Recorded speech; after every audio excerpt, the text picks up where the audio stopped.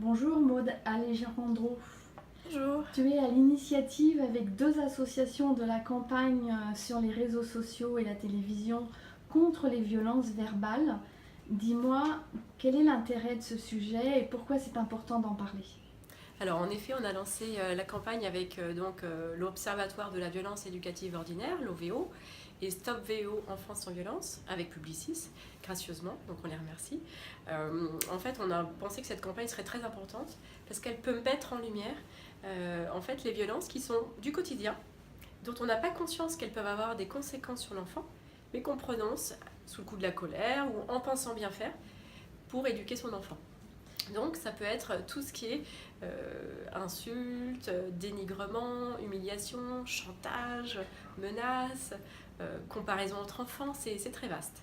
Et elles sont nombreuses. Donc ces petites phrases, elles ont un impact sur l'enfant, lesquelles? Alors les impacts peuvent être très divers.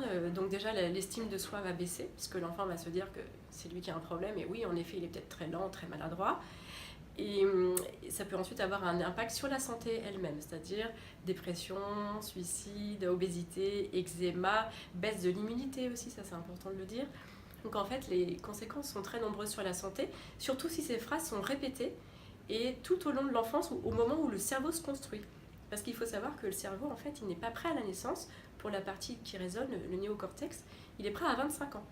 Et la majeure partie se construit jusqu'à 6 ans, donc c'est très important pour favoriser la bonne construction de l'enfant, de le valoriser, d'être en empathie avec lui, de l'écouter, de dire bah, je comprends, tu as mal, ça fait mal, tu es tombé, et de ne pas nier ses émotions, c'est très important. Et puis peut-être de dire un non, mais un non sans jugement, sans le dévaloriser. Mmh. En fait, les mots, comment dirais-je, sont les premiers actes de violence et après on glisse pour certaines familles dans la violence physique. Tout à fait. En fait, en France, il y a 85% des familles, donc des parents, qui ont recours à la violence physique pour bien éduquer l'enfant, pour le corriger ou peut-être le faire changer son comportement qui paraît inapproprié. Et donc les violences verbales sont bien sûr au-delà, puisqu'en fait, avant la violence physique, il y a l'énervement qui monte, et l'adulte qui ne sait pas comment ne pas venir aux mots violents. Et donc, c'est pour ça qu'on a voulu insister sur les mots, parce qu'en fait, elles peuvent blesser sur le long terme les personnes. Et l'enfant qui se dit, bah oui, je suis maladroit, bah, va devenir maladroit, parce il va se dire que si le parent qui l'aime lui dit ça, c'est que ça doit être vrai. Il n'a pas le recul pour pouvoir se dire que peut-être que son parent se trompe. Mmh. Alors comment je prends conscience de ces petites phrases automatiques pour partager mon expérience? Moi, ma mère me disait que j'étais Marie Souillon parce que je tachais régulièrement mes vêtements. Et c'est vrai que j'ai pris conscience que j'ai mis énormément de mal à savoir m'habiller ou avoir plaisir à être belle ou à m'habiller. Parce qu'il y avait beaucoup de petites phrases qui tournaient sur cette problématique sans pour autant qu'elle le fasse sous la colère. Alors comment moi, parent, je prends conscience de ces petites phrases que je dis au quotidien Mais c'est vrai, c'est exactement ça, c'est-à-dire se souvenir, quand on était enfant, quelles sont les petites phrases ou les mots qui nous ont blessés. On peut s'en souvenir ou nous les noter et se dire à ce moment-là comment je me suis sentie quand j'avais 6 ans, 8 ans, 10 ans. Qu'est-ce que ça a fait sur moi? Est-ce que ça a produit un effet? Est-ce qu'en effet, ensuite j'ai eu du mal à avoir confiance en moi? Et peut-être que le jour où on va prononcer des phrases comme ça envers son enfant, on peut se dire bah, tiens, je suis en train de reproduire ce que j'ai vécu. Parce que souvent, c'est pour ça que les gens sont violents, c'est que toute violence commise a pour origine une violence subie. Donc pour ça, c'est très intéressant de lire Olivier Morel, la nature, oui, la nature humaine est bonne, ou La fessée, parce que ça donne une ampleur, une vision de ce qu'on fait aux enfants pour bien les éduquer, en tout cas selon les critères actuels de la société.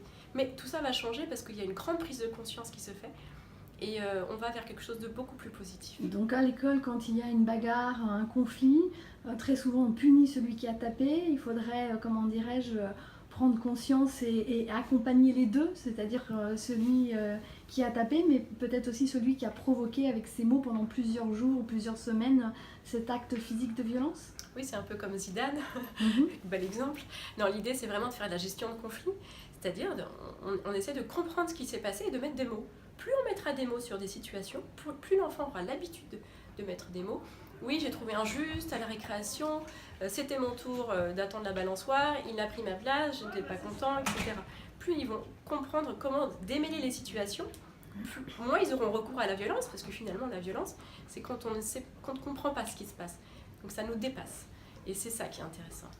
Eh bien merci, on vous invite à partager cette campagne de sensibilisation contre les violences verbales pour participer à une société plus apaisée et plus coopérative.